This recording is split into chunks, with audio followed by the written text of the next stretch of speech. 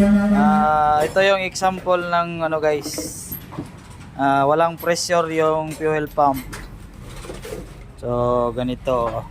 Dito gabin na. So naka-off. Tapos i-on natin guys ha. Tingnan nyo yung ano ha.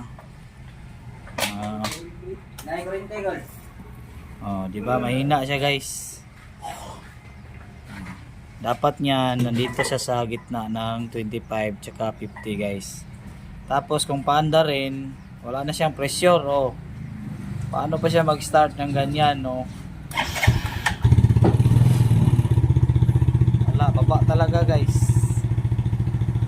Walang pressure yung fuel pump niya. Baba talaga patay. Baba. So wala, patay yung ano.